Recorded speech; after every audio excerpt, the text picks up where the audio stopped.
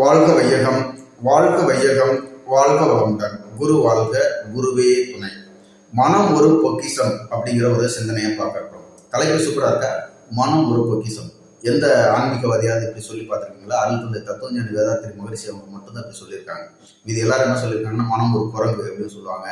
சமீபத்தில் கூட மனம் வந்து மானம் கெட்டதுன்னு கூட சொல்லிட்டு இருக்காங்க. அப்படிலாம் கிடையாது. மனம் ஒரு பொக்கிஷம். அது எப்படி அப்படின்னு சொல்லி நம்ம பார்க்க இருக்கிறோம். ஒவ்வொரு செயலுக்கும் விளைவு உண்டு. அந்த விளைவிலிருந்து தப்பவே முடியாது அப்படின்னு சொல்லப்படுறாங்க. அது எப்படி அப்படின்னா, எண்ணம் சொல் செயலால் தனக்கோ பிறருக்கோ தற்காலத்திலோ பிற்காலத்திலோ உடலுக்கோ உணர்ச்சிகளுக்கோ துன்பம் இல்லாத செயல்களே வந்து ஒழுக்கம் அப்படின்னு சொல்லப்படுது.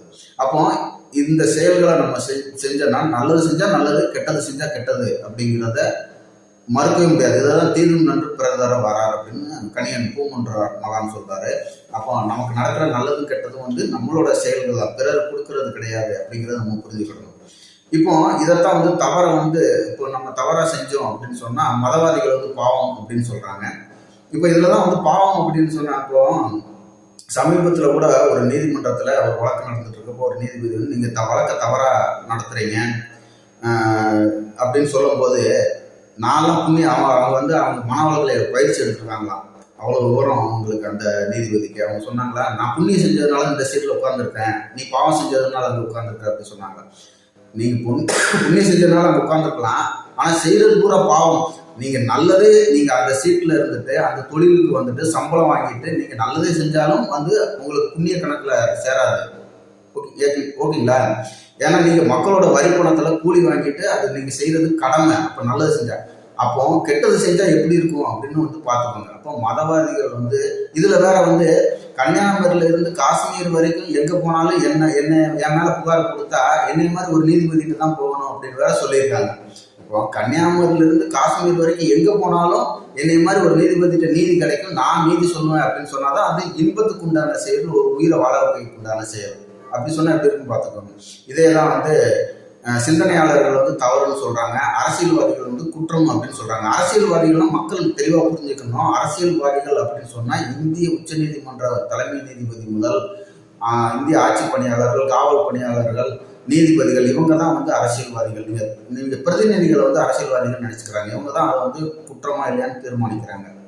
அப்போ தவறு செஞ்சா குற்றம் அப்படின்னு சொல்லப்படுது. அப்போ ஒவ்வொருத்தரும் வந்து அவர் தவறு செய்யும் போது என்ன ஆகும் அப்படின்னு சொன்னா, நம்ம அறிவு வளர்ச்சி அடைகிறதுக்கு வந்து தடையா ஏற்படும், துன்பம் வரும் அப்படின்னு சொல்றாங்க. அப்போ நல்லதே செய்யறதுக்கு நம்ம பார்த்துக்கணும். எண்ணம் சொல் செயலால் எப்போதும் நாட்டமே நல்லதே செய்யக்கூடிய செயல்களை நம்ம வகுத்துக்கிடணும்.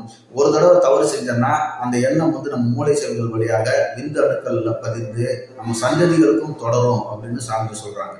அதனால எந்த ஒரு சூழ்நிலையிலையும் வந்து எண்ணம் சொல் செயலால் தனக்கோ பிறருக்கோ தற்காலத்திலோ பிற்காலத்திலோ உடலுக்கோ உணர்ச்சிகளுக்கோ துன்பம் இல்லாத செயல்களை செய்யறதுக்கு நம்ம வாழ்க்கையில பழகிக்கணும் அப்படிங்கிறதான் இது. எந்த ஒரு செயல் செஞ்சாலும் காரண காரிய விளைவறிந்து நம்ம செய்யணும் அப்படிங்கிறத சொல்றாங்க. அப்படி செய்யும் போது இது மனதின் மூலமாக தான் செய்யணும். என்ன செஞ்சாலும் இப்போ நான் பேசணும்னு நினைக்கிறேன்னா நான் மனசை வச்சு தான் பேசுறேன். ஓகேங்களா? அப்போ நம்ம நல்லது செய்யும் போது அந்த மனம் வந்து பொக்கிஷமா இருக்கும். கெட்டது செஞ்சால் துன்பமாக வரும். பிறகு அதான் வந்து அது மாறா வந்து மனதை வந்து வேற வேற பேர்ல வந்து தவறான முறையில் சித்தரிக்க உண்டான செயலை நம்ம செஞ்சுட்டு இருக்கோம். அதனால மனதை எப்போதும் நமது நல்ல நிலையிலேயே வைத்துக்கொண்டு மனதை ஒரு பொக்கிஷமாக வைத்து இந்த பிரபஞ்சத்திற்கு இந்த பிரபஞ்சத்தில் உள்ள உயிரினங்களுக்கு வந்து நலமே செய்யக்கூடிய நாட்டத்தில் செயல்படுவோம் என்று சொல்லி இன்றைய சிந்தனையை நிறைவு செய்து கொள்வோம். நன்றி. வாழ்க வளமுடன்.